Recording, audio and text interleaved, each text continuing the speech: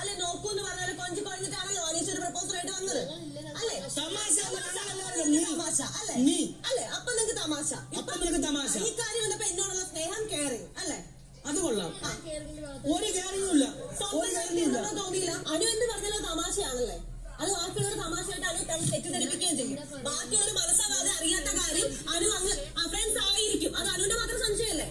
നിങ്ങൾക്ക് തന്നെ മനസ്സിലാവും സംസാരിച്ചോണ്ടിരുന്നു കഴിഞ്ഞാൽ എങ്ങോട്ടാ പോകുന്നതെന്നുള്ളത്. പിന്നെ അത് സംസാരിക്കണം, നിങ്ങൾ തന്നെ പറഞ്ഞു. ചോദിക്കാനാണെങ്കിൽ ശതമാനം പോലും ഇവിടെ ഒന്നും നടന്നിട്ടുള്ള കാര്യം ഇവിടെ എല്ലാവർക്കും അറിയാം. എന്നിട്ട് ഞങ്ങൾ അടുത്തിരുന്ന് സംസാരിച്ചത് ജസ്റ്റ് ഒരു ഫ്രണ്ട്ഷിപ്പാണ്.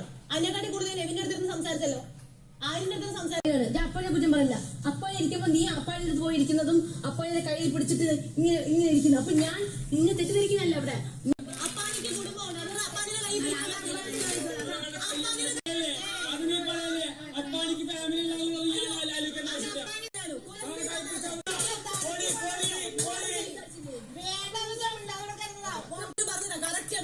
ഇന്നലെ ഇല്ല ശരിക്കും പറഞ്ഞിട്ടില്ലേ?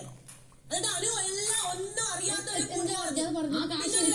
ഇവിടെയുള്ള എല്ലാരും ഞാൻ കൊണ്ടുവന്ന് കാണിച്ചില്ലടാ ഇല്ലേ? ആ ഡ്രസ് ഇട്ടുണ്ടായിരുന്നുള്ളൂ. അതിലെ ആളെ തുടങ്ങിയത് നിന്റെ കഴിവുകൊണ്ടല്ലല്ലോ ഇവിടെ ഇരിക്കുന്നത്. ഫോറസ്റ്റിൽ പൈസ എണ്ണിക്കോർത്തോട് മാത്രമാണ് ഇരിക്കുന്നത്. അതിന്റെ കഴിവല്ല. നീ മനസ്സിൽ ഇറങ്ങി പോത്തണ്ട. ഇതൊന്ന് പോയാലും കുഴപ്പമില്ലായിരുന്നു. ഞാൻ കേട്ടോടെ നിൽക്കത്തില്ലായിരുന്നു.